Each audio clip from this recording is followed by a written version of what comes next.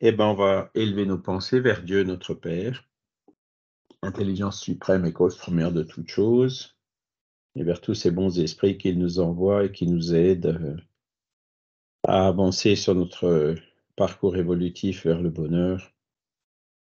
Et c'est pour ça que nous les remercions aujourd'hui d'être réunis pour pouvoir étudier encore un autre aspect de cette belle philosophie, en l'occurrence la vie dans le monde spirituel, que cela puisse nous aider à avancer justement à élever notre âme et que cela puisse également être utile et bénéfique pour les esprits qui pourraient assister à ce cours avec nous ce matin. Voilà. Vous avez le programme. La semaine dernière, je suis désolé, je ne sais plus, dans l'avion. Non, je suis rentré, je suis arrivé à la maison à 4h30 du matin, donc je n'aurais vraiment pas été frais. Et donc, c'est Jean-Paul qui s'en est occupé. Je pense que ça s'est bien passé. J'ai retrouvé l'enregistrement. Voilà. Donc, vous aviez Super. vu. Ouais, voilà, donc, c'est bien de changer de temps en temps. Le 19 novembre, donc, vous avez vu le phénomène de l'amour. Qu'est-ce qui se passe quand on meurt?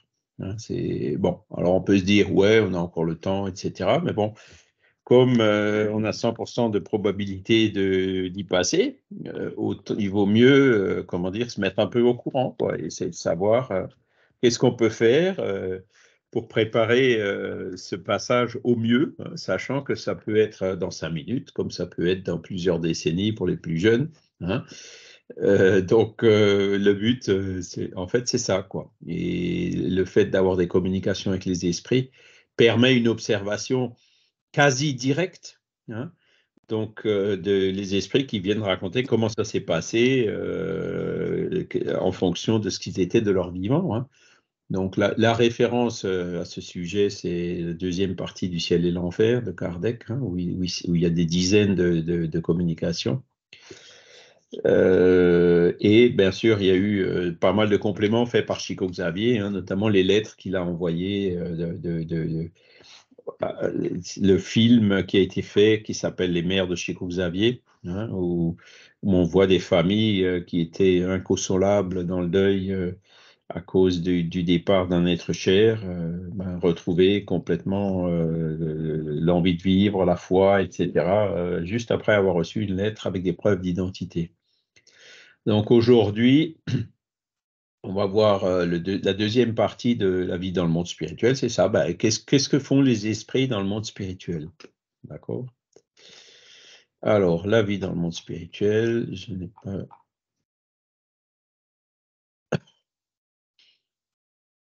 Là.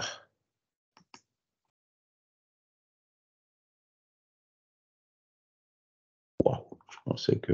Voilà. Alors, donc, quand les esprits sont dans le monde spirituel, on parle, enfin, Kardec a utilisé le mot esprit errant, ou donc un esprit dans l'état d'erraticité. Donc, errant, c'est un mot qui a une connotation un peu péjorative dans le langage courant. Quelqu'un qui erre dans la rue, c'est quelqu'un de suspect, etc. Mais là, ça n'a pas du tout cette connotation-là. C'est tout simplement, l'esprit, il est libre dans le monde spirituel. C'est ça que ça veut dire. Donc, on va voir aussi les causes spirituelles de la désincarnation dans l'enfance. Pourquoi est-ce qu'il y a des enfants qui meurent en bas âge? On va donner des informations sur la situation des enfants après la mort. On va voir aussi les principales caractéristiques des sphères spirituelles, donc genre nos solars ou autres. On va parler de ce que sont les mondes transitoires, où les esprits habitent pendant un certain temps, justement, quand ils sont dans le monde spirituel, à l'état d'erraticité. Et on va voir aussi qu'est-ce qu'ils font, en quoi consistent les occupations et les missions des esprits. Donc là, il y a eu pas mal de. C'est là où justement la littérature de Chico Xavier apporte énormément de compléments, donc nos solars, les messagers, etc. Donc c'est comme si on y était. C'est vraiment la chronique des occupations et des missions dans le monde, des esprits dans le monde spirituel. Alors, Que devient l'âme dans l'intervalle des incarnations? Ben, la réponse est esprit errant qui aspire après sa nouvelle destinée. Il attend. Alors, il attend, bon, oui, il se prépare, il a des occupations, comme on le verra, et il se prépare à la suite, hein. Donc, si c'est si c'est un esprit qui est au niveau de l'évolution qui correspond au nôtre, par exemple, qui a encore besoin de se réincarner, eh ben, il va préparer sa nouvelle incarnation, hein. Et si ce sont des esprits plus évolués que nous qui n'ont plus besoin de se réincarner, donc soit ils peuvent se réincarner en mission, soit ben, leurs activités continuent dans le monde spirituel ou sur une de ces sphères dont on a vu tout à l'heure. Donc ça, c'est la question 224. Alors, l'état d'ératicité, donc l'intermission en anglais, je ne sais pas si le mot il existe en français, entre la désincarnation et la réincarnation, combien de temps ça dure, hein? Ben, vous voyez, l'état d'ératicité peut durer de quelques heures à quelques milliers de siècles. Donc, quelques heures, ça veut dire quoi? Ça veut dire que l'esprit se désincarne, quelques heures après, il se réincarne. Donc, c'est rapide, hein. Et quelques milliers de siècles, alors je ne sais pas si vous vous rendez compte de ce que c'est qu'un millier de siècles. En gros, c'est 100 000 ans, hein. 100 000 ans, c'est Néandertal, hein. Les premiers humanoïdes, c'est entre 200 et 300 000 ans. C'est en discussion parce qu'on en retrouve toujours des nouvelles traces de plus anciens. Donc, vous voyez, c'est comme si c'était un homme de Néandertal qui se réincarnait aujourd'hui. D'accord? Alors, il faut relativiser ça parce que la notion du temps dans le monde des esprits est différente de celle qu'on a ici sur Terre. Tiens, Fabrice a levé la main.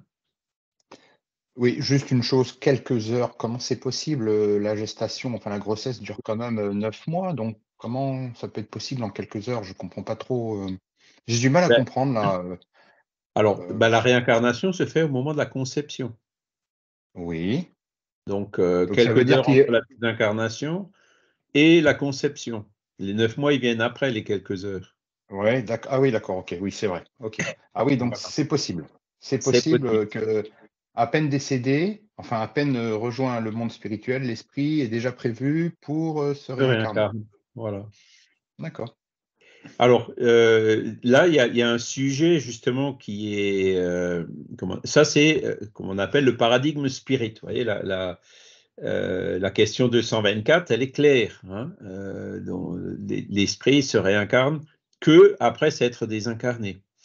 Mais quand on lit les livres de Ian Stevenson, de Jim Tucker, et puis d'autres auteurs sur la réincarnation, comme Carl Eugène Müller, par exemple, ils admettent que la réincarnation peut avoir lieu avant la désincarnation.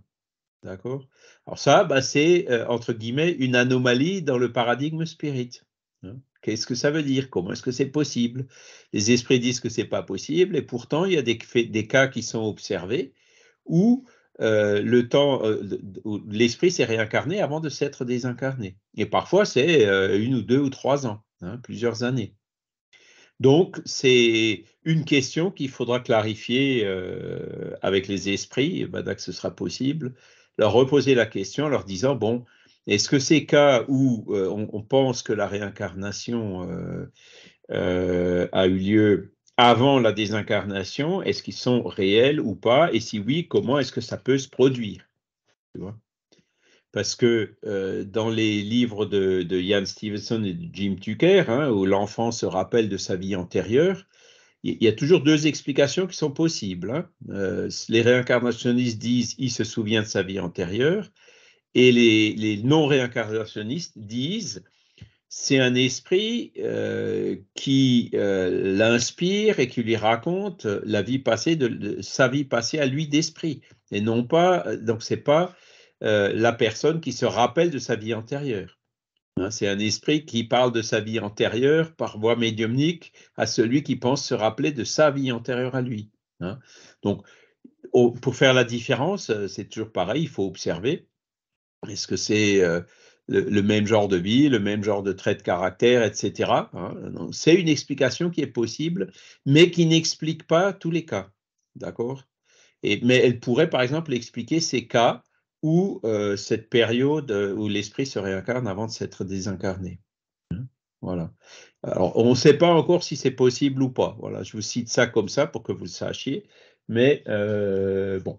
Alors là, dans ces cas-là, évidemment, quand c'est quelques heures, il n'y a pratiquement pas de vie dans le monde spirituel, il n'y a pratiquement pas d'état d'ératicité, quoi. L'esprit sort de la terre et il revient quasi immédiatement, quoi. Donc c'est très variable. Et puis moi, je dirais comme ça, grosso modo, c'était de l'ordre d'un siècle. Et puis je pense qu'aujourd'hui, ça a plutôt tendance à se raccourcir un peu, quoi. Hein. Moi, je vois ben, les informations que je peux avoir sur mon grand-père ou sur ma mère. Ben, mon grand-père qui s'est désincarné dans les années 90 serait déjà en train de se réincarner. Donc voilà, donc lui, ça a duré quoi, une trentaine d'années, quoi. Hein. Donc ça, c'est les ordres de grandeur qu'on trouve le plus courant, quoi. Voilà. Alors, il continue en disant, au reste, il n'y a point à proprement parler de limite extrême assignée à l'état errant qui peut se prolonger fort longtemps, mais qui cependant n'est jamais perpétuel. L'esprit trouve toujours tôt ou tard à recommencer une existence qui sert à la purification de ses existences précédentes. Donc, nous, à notre état d'évolution, enfin moi en tout cas au mien, j'ai besoin de me réincarner pour évoluer. J'ai besoin de me réincarner pour purifier mes existences précédentes, pour réparer les torts que j'ai pu commettre dans des expériences précédentes, pour purifier mon père-esprit de ce qu'il a été abîmé pendant les expériences précédentes, etc. Pour toutes ces raisons-là, moi, j'ai encore besoin de me réincarner. D'accord? Donc, la réincarnation n'est pas une punition pour moi, c'est une nécessité pour pouvoir évoluer. D'accord? Parce que là aussi, il y a d'autres personnes qui disent la réincarnation, c'est une punition. Hein. Non, c'est pas une punition, c'est un outil hein, qui nous sert à nous réincarner. Alors, je me souviens aussi dans les années 90, les conférences où j'allais à Belfort du groupe de Nancy, là, il y a une dame qui venait aux conférences qui disait toujours, moi, je ne veux pas me réincarner. Et vraiment, elle voulait pas. Hein. Tout ce que j'ai vécu, je veux surtout pas revenir ici, sur ce monde horrible, etc., etc., etc. Donc, pour une personne comme ça peut effectivement durer des siècles avant qu'elle se décide à comprendre. Bah oui, maintenant j'ai compris. Hein. Tous les autres esprits qui sont avec elle, ben, ils se réincarnent, ils évoluent, et puis elle, elle reste là, donc elle finit quand même tôt ou tard par se décider à se réincarner. Mais ça peut durer très longtemps. Hein. Tout ça, c'est toujours sujet à la liberté, au libre arbitre de chacun. Voilà. Et donc, c'est la question suivante. Cette durée est-elle subordonnée à la volonté de l'esprit ou peut-elle être imposée comme expiation? Réponse, c'est une conséquence du libre arbitre, comme je viens de vous le dire. Les esprits savent parfaitement ce qu'ils font, mais il y en a aussi pour qui c'est une punition infligée par Dieu. Alors ça, quand je vois ces expressions, c'est une punition infligée par Dieu, il y a un problème de forme. Hein. Dieu n'inflige de punition à personne. Hein. Dieu, il a fait les lois de la nature qui sont universelles et immuables. Hein. Et c'est en vertu de ces lois de la nature que l'esprit est obligé de se réincarner. D'accord? euh, je répète, hein, l'exemple de la punition de Dieu, vous vous tapez sur le doigt avec un marteau, eh ben, la punition de Dieu, c'est que ça fait mal. Vous voyez, il faut comprendre punition de Dieu comme ça. Hein, alors que c'est tout simplement l'application des lois de la nature, les vaisseaux sanguins qui éclatent, les terminaux nerveux, j'en passe, le bleu que ça fait, les hémorragies internes, c'est ça qui vous cause les douleurs. D'accord? C'est pas Dieu qui dit bah, je te punis parce que tu t'es tapé sur le doigt avec le marteau. Voyez.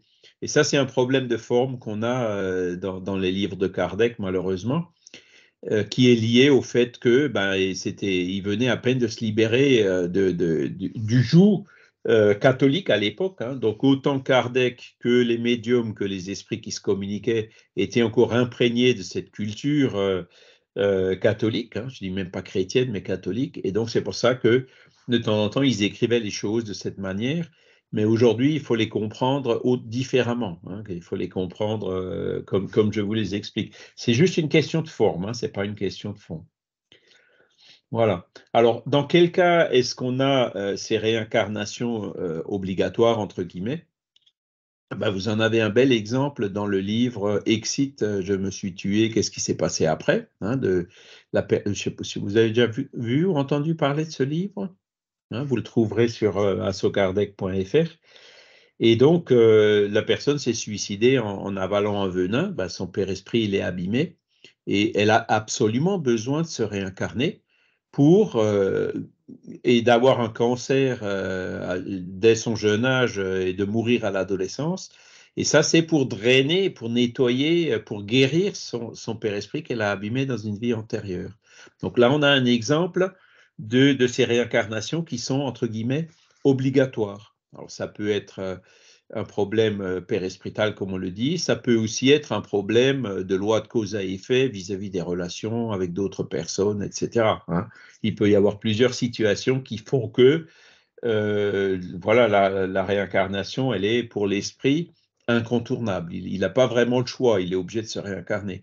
Tout comme, je reprends le même exemple, quand on se tape sur le doigt avec un marteau, on n'a pas vraiment le choix, ça fait mal. Voilà. Tout comme quand on saute par la fenêtre, on n'a pas vraiment le choix, on tombe, hein.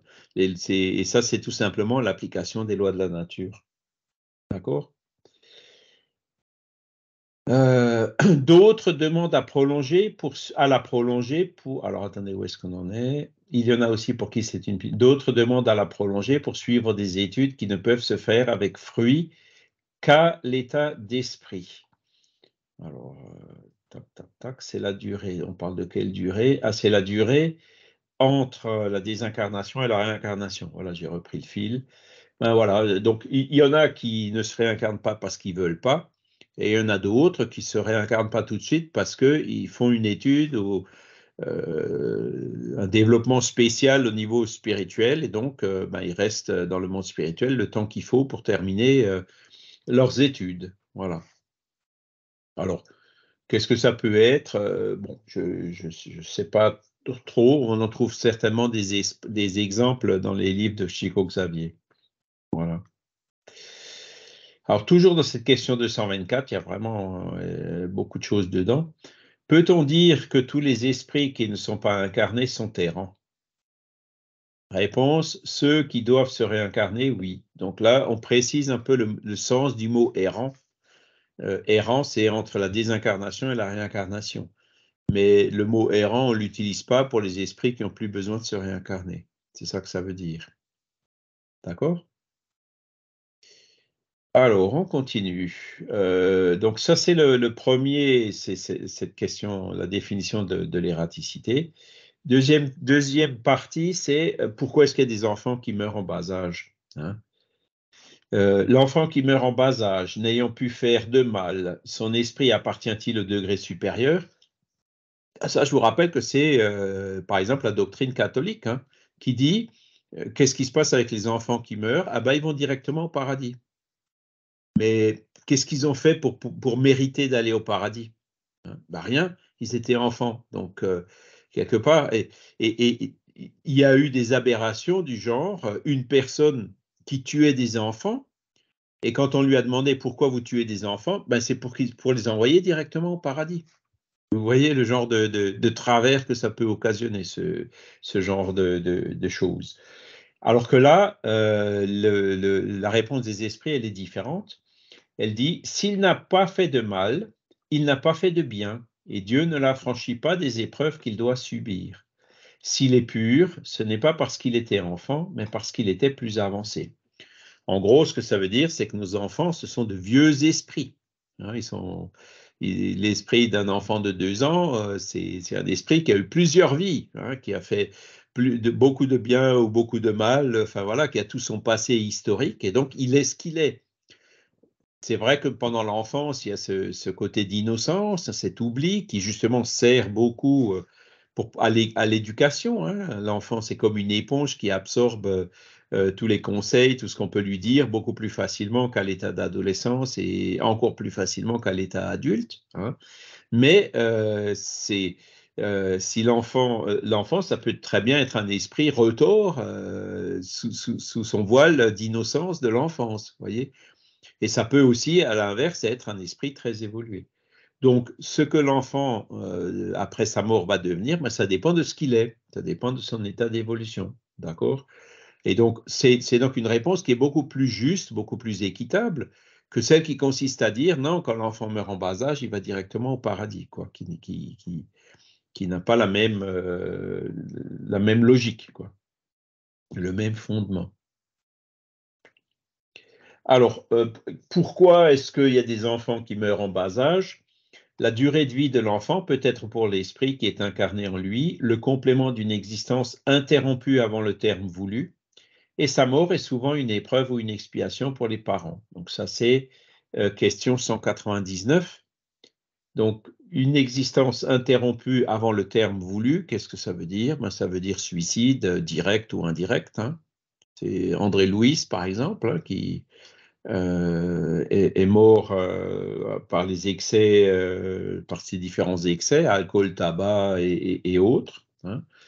Ben, il peut arriver que ça nécessite une incarnation courte pendant une enfance.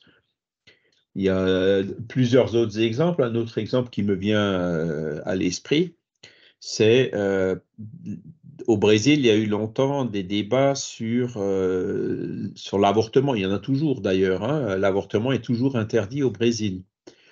Et donc, il y a d'énormes pressions. Et donc, pour commencer à faire céder, il y a eu des débats sur le fait d'avorter des enfants dont on détecte des handicaps dans la intra-utérine, hein. Donc, par exemple, les enfants anencéphales. Et donc, ils étaient enfin voilà, et je ne sais pas si finalement ils ont le droit de faire avorter des enfants anencéphales. Donc, anencéphale, en fait, c'est le cerveau qui ne se développe pas, et puis l'enfant, bon, bah, en général, il a à peine quelques heures de vie après la naissance, mais dans certains cas exceptionnels, il y a quand même plusieurs années. Il y a des exemples d'enfants anencéphales qui ont vécu 3, 4, 5 ans, quoi, hein, voilà.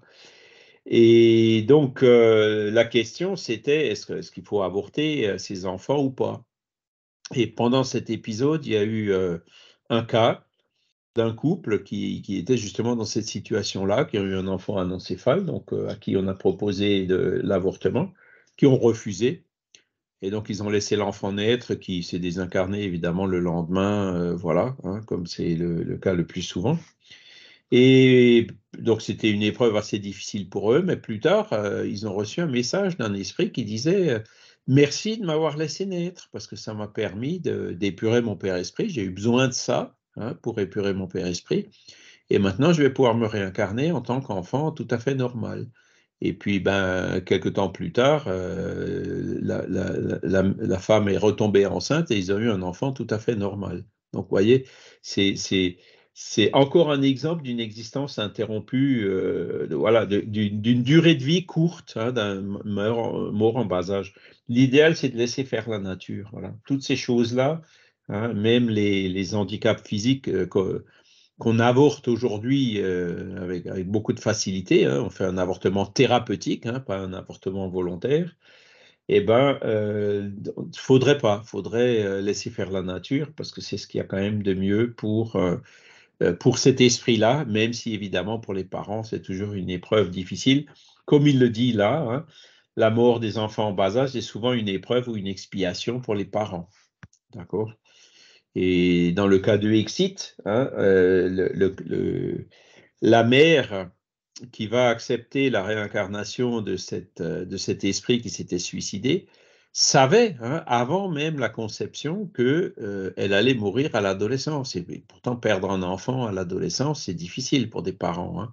Mais elle le savait et elle l'a accepté parce que pour elle, c'était justement une épreuve ou une expiation, quoi, hein. Donc, ce sont des choses qui sont utiles à la fois pour l'esprit, hein, comme on vient de donner des exemples, et à la fois pour les parents. Et les lettres de Chico Xavier l'illustrent très bien. Vous avez beaucoup de parents qui ont perdu leurs enfants et qui ont été immensément consolés après avoir reçu des lettres, au point de complètement changer, hein. Ça les a ouverts sur le monde spirituel. Donc, les parents, ça leur a servi à quelque chose. D'accord? C'était une épreuve qui les aide eux aussi à avancer.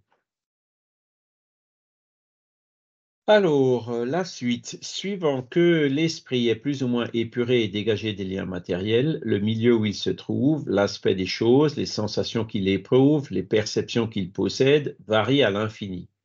Tandis que les uns ne peuvent s'éloigner de la sphère où ils ont vécu, d'autres s'élèvent et parcourent l'espace et les mondes. Donc là, on est déjà un peu dans nos solars, hein. André Louis, au début, hein, il était dans le premier cas, hein, plus ou moins épuré et dégagé des liens matériels. Ben, il n'était pas dégagé, hein, il est mort quelques années avant le terme voulu, donc il y avait encore du fluide vital dans son corps qui le retenait, qui s'est retrouvé dans le seuil pendant quelques années, hein, donc c'est le premier cas, hein.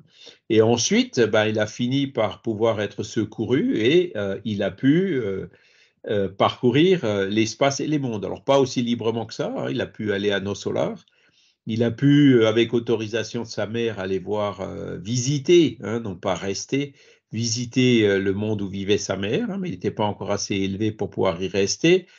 Et il a pu aussi, avec l'assistance aussi des autres esprits, descendre, retourner chez lui, voir son épouse, ses enfants, etc., comme le film le montre bien. Voyez.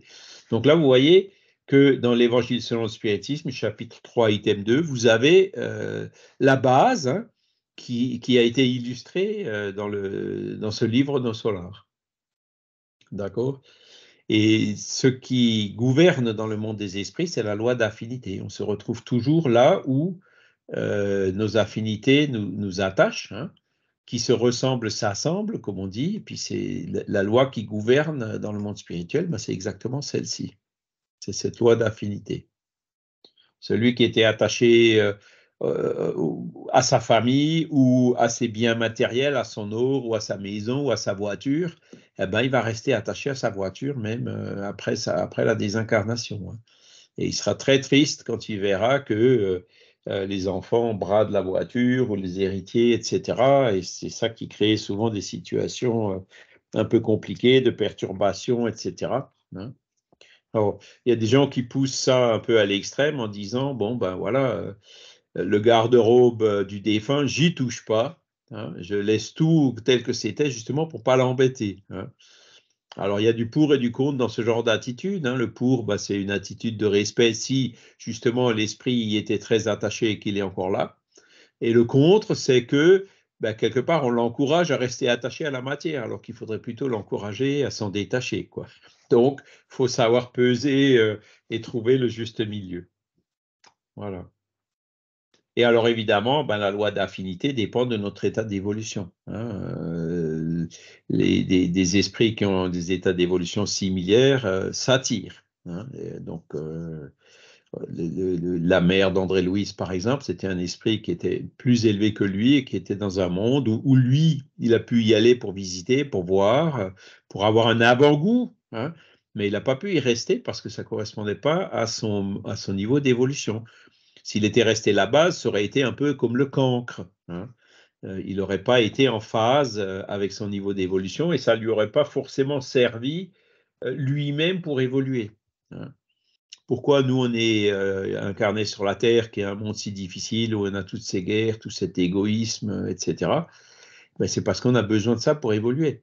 Si on n'a pas encore la patience, il faut bien qu'on soit incarné dans un monde où il y a quelqu'un qui met notre patience à l'épreuve, quelqu'un qui nous embête, on est bien d'accord, hein. C'est comme ça qu'on saura si vraiment, qu'on arrivera vraiment à développer cette patience. Et c'est comme ça que, en fait, chacun est un peu là où il le mérite, chacun est un peu là où c'est le plus utile pour lui, pour son évolution. D'accord? Alors, dans ces mondes spirituels, donc on a parlé un peu de nos solars, on a parlé des autres. Les esprits le confirment aussi, hein, dans le livre des esprits. Donc, Chico Xavier et André Louis, ben, ils ont fait que développer et illustrer les bases qui étaient déjà dans Kardec. Donc, à la question 234, on nous dit, il y a des mondes particulièrement affectés aux êtres errants, mondes dans lesquels ils peuvent habiter temporairement, sorte de bivouac, de camp pour se reposer d'une trop longue erraticité. État toujours un peu pénible, ce sont les dispositions intermédiaires parmi les autres mondes gradués suivant la nature des esprits qui peuvent s'y rendre, et ceux-ci jouissent d'un bien-être plus ou moins grand. Donc là, on nous dit que, ben voilà, il y a ces mondes, il y a ces bivouacs. Hein. Nos solars, typiquement, c'est un bivouac. Donc, vous voyez, nos solars, c'est, comment dire, une cité spirituelle qui serait quelque part dans la stratosphère au-dessus du Brésil. Hein. Il y en a, il y a des... quand vous lisez La vie par-delà la vie, ben, c'est des bivouacs qui sont plutôt au-dessus de l'Europe. Hein. Il y en a partout. Personne n'est laissé de côté par rapport à ça. Pas forcément attaché à une planète, quoi. Mais bon, quand on parle de Mars, par exemple, est-ce qu'il y a des esprits, est-ce qu'il y a des êtres vivants sur Mars? Alors, vivants incarnés comme nous, détectables par les caméras des robots, on n'en a pas vu. Hein, on n'a pas vu les bonhommes verts hein, sur les films que les robots ont ramenés. Mais il y a peut-être des esprits qui sont là-bas. D'accord? Ça va dans le sens de la pluralité des mondes habités. Donc, ils peuvent être soit attachés à une planète physique, hein, soit pas. Hein, dans le cas de nos solars, c'est proche de la Terre, mais c'est pas dans la Terre. On peut après, à la limite, dire que en plein milieu entre le système solaire et un autre système, là où il n'y a rien ou pratiquement rien, il peut aussi y avoir ce genre de monde spirituel, puisque dans le monde des esprits, hein, la distance, on n'est pas dans le même espace-temps que nous. Hein, les esprits arrivent à se déplacer à la vitesse de la pensée, c'est-à-dire à des vitesses largement supérieures à la vitesse de la lumière. Donc, ils peuvent virtuellement être n'importe où dans l'espace. D'accord? Voilà, qu'est-ce qu'on a d'autre? Alors, donc ces mondes-là, évidemment, sont plus ou moins heureux. Donc, vous avez le seuil, c'est un autre exemple, hein, là où André Louis s'est retrouvé au début.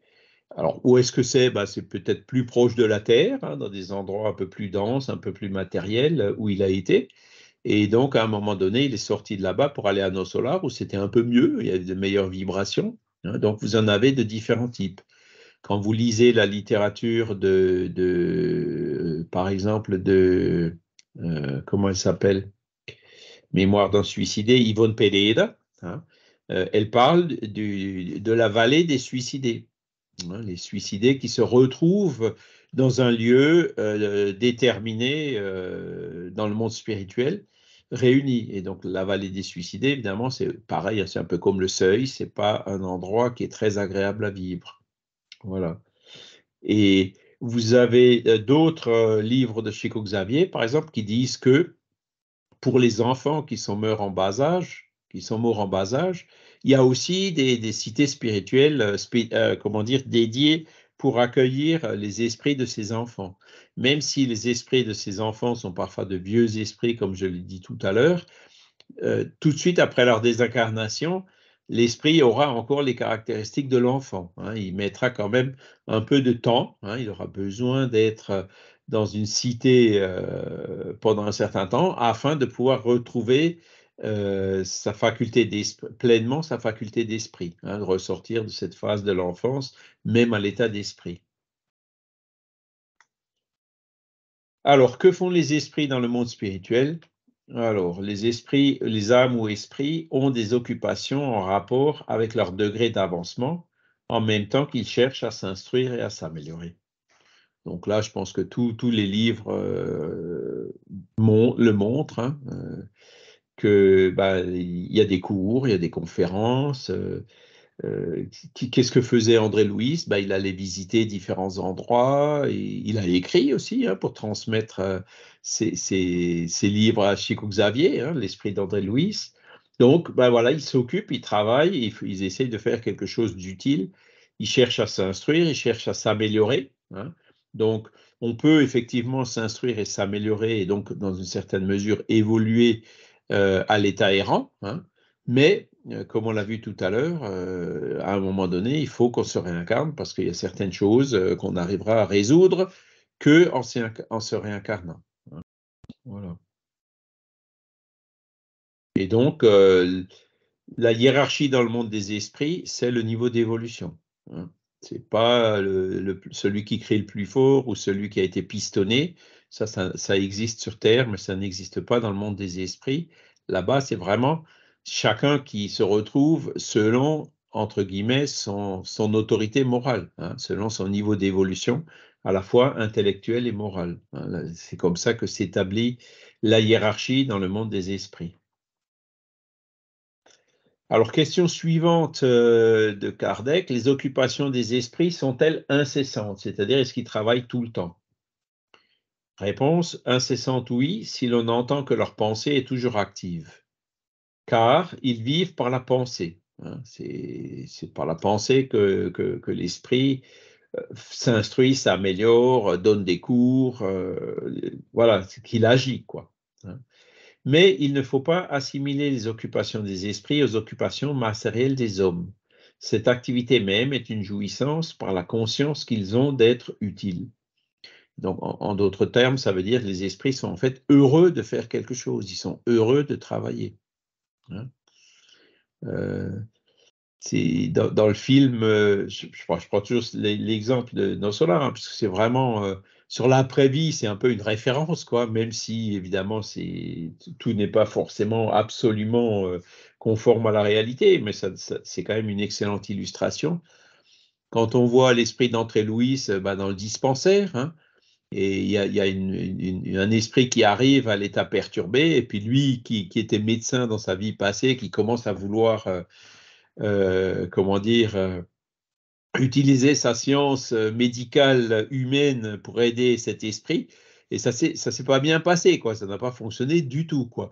Et puis il y a l'infirmière là qui vient le remettre en place en disant, bah écoute, non, t'es médecin sur Terre, mais t'as pas encore les compétences pour être médecin dans le monde des esprits. Hein. Et donc, du coup, il dit, mais je fais quoi ici? Elle lui dit, ah, tiens, regarde, là-bas, il y a un balai, tu peux balayer le sol, quoi. Hein.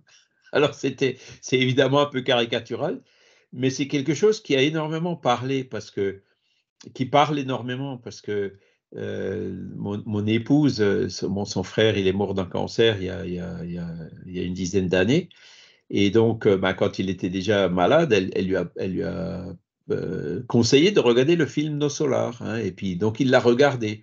Et quand elle est revenue un peu après, elle lui a demandé, alors le film t'a plu? Il me dit, oui, oui, j'ai compris, je prendrai tout de suite le balai. Hein. Donc, voilà, c'est quelque chose qui l'avait marqué, ce petit épisode hein, qui passe inaperçu pour certains. Lui, ça l'avait vraiment marqué, quoi. Et donc, voilà, notre niveau d'évolution, on a parfois tendance à se surestimer, on a parfois aussi tendance à se sous-estimer, mais dans le monde des esprits, en fait, on se retrouve à la place qui va bien. Hein.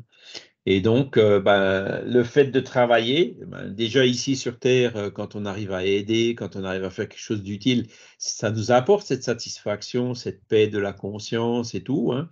Et dans le monde spirituel, c'est la base, quoi. C'est comme ça que ça se produit. Kardec continue, hein, il creuse bien le sujet. Parmi les esprits, en est-il qui sont oisifs ou qui ne s'occupent d'aucune chose utile? Est-ce qu'il y a des esprits qui ne font rien, quoi, qui fainéants?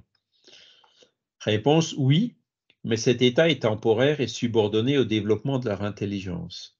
Certes, il y en a, comme parmi les hommes, qui ne vivent que pour eux-mêmes. Mais cette oisiveté leur pèse et tôt ou tard, le désir d'avancer leur fait éprouver le besoin de l'activité et ils sont heureux de pouvoir se rendre utiles.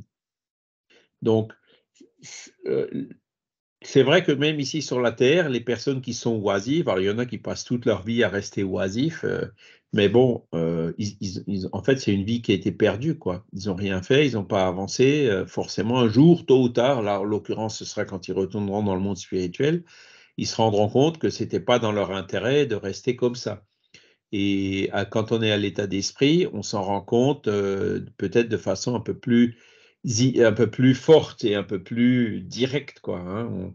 On se rend compte, tôt ou tard, on se rend compte qu'on n'avance pas. On voit les autres esprits autour de nous qui avancent. Hein.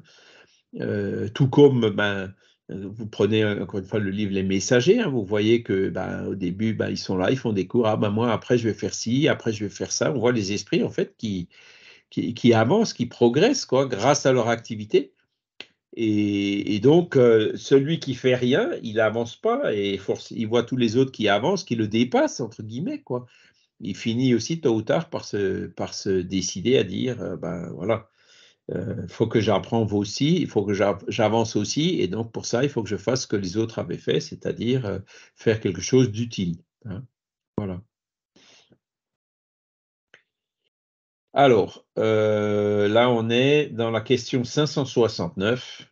Alors, les missions des esprits ont toujours le bien pour objet, soit comme esprit, soit comme homme. Ils sont chargés d'aider au progrès de l'humanité, des peuples ou des individus dans un cercle d'idées plus ou moins large, plus ou moins spécial, de préparer les voies pour certains événements, de veiller à l'accomplissement de certaines choses.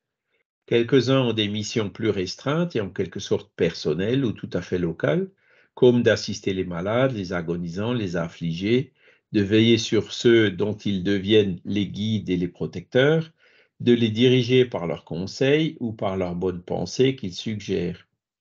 On peut dire qu'il y a autant de genres de missions qu'il y a de sortes d'intérêts à surveiller, soit dans le monde physique, soit dans le monde moral ou spirituel. L'esprit avance selon la manière dont il accomplit sa tâche. Donc, c'est un commentaire que fait Kardec suite à la question 569. Voilà. Alors là, on parle évidemment des missions, hein. Les missions des esprits ont toujours le bien pour objet. Ça ne veut pas dire que tous les esprits font le bien, hein. Vous avez des esprits qui, alors c'est pas une mission, hein, mais c'est des esprits qui se complaisent à faire le mal, qui se regroupent même entre eux pour faire le mal, hein, pour pousser. Voilà, hein, on le voit dans les cas de perturbations spirituelles, voire d'obsession. Il y a malheureusement beaucoup d'esprits qui font encore le mal. Mais là, il parle de mission, c'est-à-dire un esprit qui est chargé par d'autres esprits qui sont supérieurs à lui de faire quelque chose. Dans ce cas-là, ce sera toujours dans le sens du bien, hein. Ceux qui font le mal, c'est ceux qui ne font pas encore le bien. D'accord? Voilà. Et puis donc les missions, évidemment, ça c'est une très grande variété. Vous avez les guides spirituels, vous avez les esprits qui s'occupent des animaux, hein, qui s'occupent de la nature, qui s'occupent de... Voilà. On en a aussi pas mal d'exemples dans la littérature de Chico Xavier. C'est marrant parce que Kardec, même si à l'époque il n'avait pas encore ce genre de littérature, il l'avait quand même bien anticipé, quoi. Il avait bien anticipé ce qui se passe dans le monde spirituel. Voilà. Et donc les missions peuvent être soit dans le monde physique, c'est-à-dire des esprits qui viennent pour, par exemple, notre guide spirituel, il a comme mission de nous assister pendant notre incarnation, donc sur le monde physique, hein. Soit dans le monde moral, spirituel, ben, vous avez des esprits qui justement ben, font les cours pour les autres esprits errants, etc., hein, qui organisent les cités comme nos solars, tout ça, ça demande un travail de la part des esprits, donc certains esprits qui se dévouent donc à travailler pour le monde spirituel. Voilà. Alors, on a fait le tour des points principaux. Est-ce que vous avez des questions à ce stade?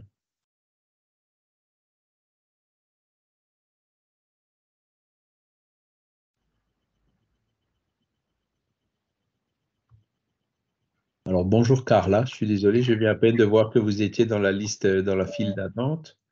Bonjour, mais vraiment, je suis en retard. J'ai vu que je devrais me connecter une heure avant. Mes Ah, excuses. d'accord. Parce que je viens à peine de vous voir hein, dans la liste d'attente là, donc j'espère que vous n'avez pas attendu trop longtemps. Mais c'est vrai que bon, voilà, on est à l'heure d'hiver, hein, donc Et j'ai pas fait attention à la différence entre l'heure on de a une heure Portugal. d'écart avec l'Angola, hein, je crois. Non, je En suis tout pas cas, en Angola.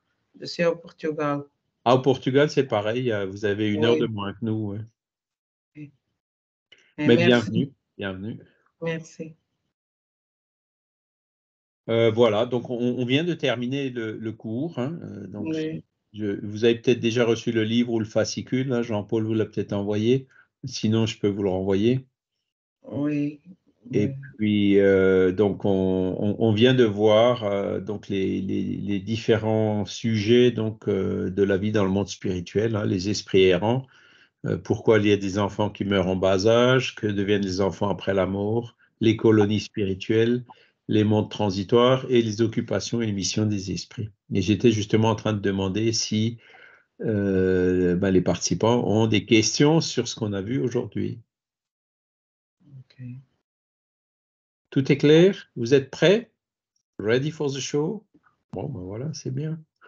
Ah, pour le show, pas pour la mort. Ah oui, oui. Ben, non, et Dani, c'est la mort, c'est la libération, hein, c'est comme ça qu'il faut le voir. Ouais. C'est le show must go on alors. The show must go on, voilà, exactement. C'est bien dit, hein, très très bien dit. Voilà. Oui, bon, bah, qu'est-ce qu'on peut encore dire par rapport à tout ça? Ce que j'aime Charles, bien, moi, c'est que, oui, juste une question. Je vois le regard qu'on a sur la spiritualité dans le monde incarné est un regard qui est limité quand même. Est-ce que dans le monde des esprits, on n'apprend pas les choses de façon plus intéressante? certainement, ouais, certainement, puisque dans le monde des esprits, on n'est pas limité par nos 5 sens, hein. On a des perceptions qui sont beaucoup plus amples, beaucoup plus larges. Et les esprits savent beaucoup de choses que nous, ici sur Terre, on ne sait pas encore. Au niveau scientifique, par exemple, ils ont des décennies d'avance sur nous, hein. Je parlais tout à l'heure de l'intervalle entre la désincarnation et la réincarnation. Voilà, on ne sait pas tout, hein. Il y a beaucoup de choses qu'on ignore encore et qu'on n'a pas les moyens de savoir. Alors que les esprits, eux, le savent. Et une des missions, justement, qu'on vient de voir là, la mission des esprits, c'est de préparer les découvertes scientifiques, hein. Quand Einstein, quand ça fait, alors il a travaillé, hein, pendant toute sa vie à étudier pourquoi les rayons lumineux paraissent dévier de temps en temps, pourquoi, voilà, des différentes anomalies qu'il y avait dans le paradigme classique, hein, de la physique. Et à un moment donné, ça a fait tilt, hein, et je crois bien, l'histoire dit que c'est quand il était en train de monter dans un train ou dans un bus ou dans un carrosse ou quelque chose comme ça, que, paf, le E égale MC2 lui était venu, hein. Ben, il n'était pas seul, hein, il y avait des esprits qui étaient là justement pour... alors évidemment, il a dû travailler, hein, les esprits, parce qu'il y a beaucoup de gens qui se disent, oula, ça y est, maintenant je commence à psychographier, j'écris des formules physiques, des gens qui connaissent rien à la physique. Bon, je dis pas que c'est impossible de recevoir des choses qui ont du sens de cette façon-là, mais le cas général, c'est plutôt les humains qui travaillent, qui se préparent, qui étudient et qui sont influencés par les esprits justement pour aller vers ces nouvelles découvertes lorsque, comment dire, le monde est prêt à les recevoir. Et vous voyez que par rapport à la relativité, c'est tout juste, hein. Si à la Deuxième Guerre mondiale, Hitler avait eu la bombe atomique, il l'aurait certainement utilisée, hein, tout comme les Américains l'ont utilisée au Japon, hein. Et aujourd'hui encore, on n'est pas complètement à l'abri que... Donc, les esprits aussi veillent à cela, hein, c'est-à-dire à ce que les découvertes scientifiques, elles arrivent en leur temps, hein. Lorsque que l'évolution intellectuelle, comment dire, ils vont l'encourager seulement lorsque l'évolution morale, l'éthique, hein, elle est arrivée à un niveau qui permet de faire de sorte que les humains ne font pas n'importe quoi avec l'évolution intellectuelle. C'est en l'occurrence l'autodestruction, hein. La grande prise de conscience qu'il y a eu dans la deuxième moitié du XXe siècle, c'est ça. C'est-à-dire que l'homme aujourd'hui a les moyens de détruire son habitat, de détruire sa planète. Voilà. Alors, qu'il y ait des gens, ils ont construit des abris anti-atomiques, hein. Je me souviens quand j'étais jeune, c'était un peu à la mode, il y en avait partout, il y en a pas mal qui ont été désactivés en ce moment. Ben voilà, donc si jamais un jour il y a un grand désastre nucléaire sur la planète, bon, alors il y a peut-être quelques humains qui pourront survivre une vie ou 2 vies, leurs descendants en restant enfermés dans ces abris anti-atomiques, hein, mais bon, est-ce que ça servirait vraiment à quelque chose? Je pense qu'aujourd'hui, la prise de conscience de l'humanité se fait dans le sens de dire, voilà, il faut arrêter ça. Mais voilà, prise de conscience se fait dans une majorité de personnes, vous aurez toujours encore des, comment dire, j'allais dire des fous, mais des esprits moins évolués qui seront capables de faire n'importe quoi et d'utiliser à mauvais escient ces découvertes scientifiques, comme on le voit d'ailleurs tous les jours. Heureusement pas avec la bombe atomique, mais on n'est toujours pas complètement à l'abri. Dani? Oui, je voulais revenir sur la désincarnation des enfants et vous partager une histoire, moi, qui m'aide beaucoup. Je vais mal la raconter parce que j'ai plus en tête les noms et les dates, mais c'était une responsable d'un centre spirit au Brésil qui était venue témoigner. Elle avait perdu son petit garçon. La nounou qui s'occupait du garçon l'avait emmené en balade tous les deux à vélo. Il y avait eu un accident de vélo et il était décédé. Et c'était encore l'époque où Chico Xavier était vivant et cette responsable de Centre Spirit était dans son entourage. Et Chico était venu la voir et elle lui avait expliqué tout le travail qu'elle faisait de pardon et d'acceptation, pardon par rapport à la nourrice et d'acceptation du départ de son enfant unique. Et Chico lui avait donné une autre lecture. Comme il était prévu que ce petit garçon s'en aille à cet âge-là, il aurait été beaucoup trop pénible pour elle s'il était mort à cause de sa mère, si elle l'avait fait tomber, si elle ne l'avait pas surveillé dans le bain. Donc la nounou, elle avait accepté avant de s'incarner cette mission d'être celle qui provoquerait la mort de l'enfant. Et c'était par un amour profond entre la mère et la nounou qu'elle avait accepté ce rôle assez ingrat qui lui a valu beaucoup de critiques de non-surveillance, voilà.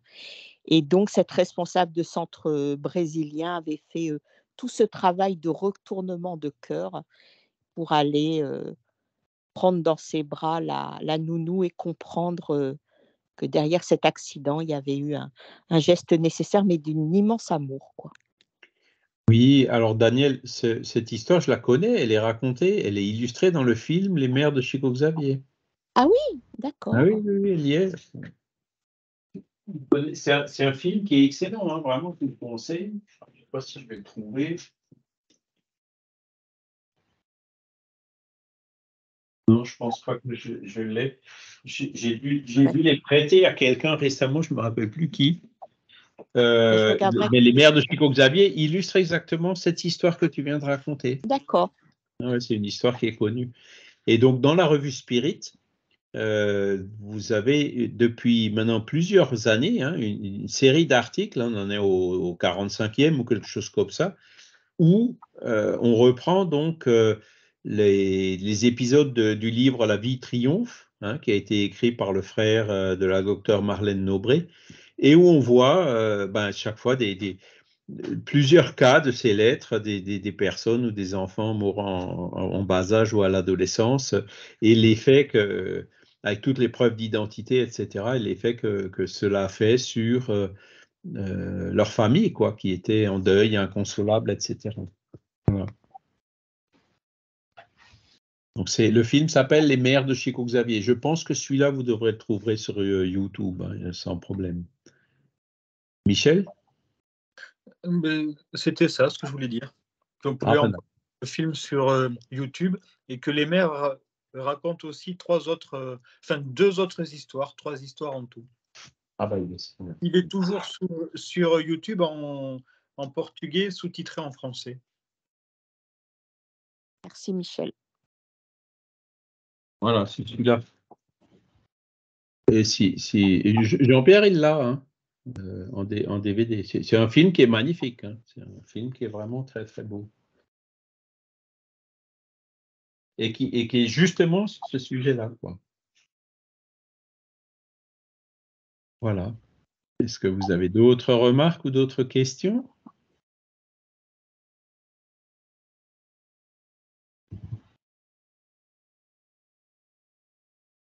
Bah, écoutez, sinon, donc la semaine prochaine, on va voir, On sera le 3 décembre, donc toujours encore dans ce module 20, la vie dans le monde spirituel, mais on verra la troisième partie, relation dans l'au-delà, sympathie et antipathie, esprit protecteur. Donc on rentrera un peu plus dans le détail de cette fameuse loi d'affinité. Hein, et quand vous lisez Léon Denis, hein, c'est aussi un de ses sujets favoris, hein, quand il dit que dans le monde spirituel, ce qui gouverne tout, c'est la loi d'affinité, y compris ici dans le monde terrestre, et les esprits qu'on peut attirer ou repousser, ça dépend exclusivement de cette loi d'affinité qui revient à dire qui se ressemble, ça assemble. Voilà. Ok, ben écoutez, voilà, si vous n'avez pas d'autres questions, je vous remercie encore une fois pour votre temps, pour votre participation. On va remercier aussi les bons esprits qui étaient là aujourd'hui pour nous aider à réfléchir à ces questions-là, nous aider à les comprendre, nous aider à faire de sorte que dans nos actions quotidiennes, nous puissions nous mettre le plus possible en harmonie avec ces lois divines, ces lois naturelles, et donc avancer vers le bonheur. Voilà. Merci infiniment à tous. Je vous souhaite un excellent dimanche et puis je vous dis à dimanche prochain. Désolé pour la semaine dernière. Bon, c'était voilà. Mais Jean-Paul m'a remplacé. Apparemment, vous êtes content, donc je suis content aussi. Voilà. À bientôt. À bientôt. Bon dimanche. Bon dimanche à tous. Bon dimanche à tous. Au revoir. Au revoir. Au revoir.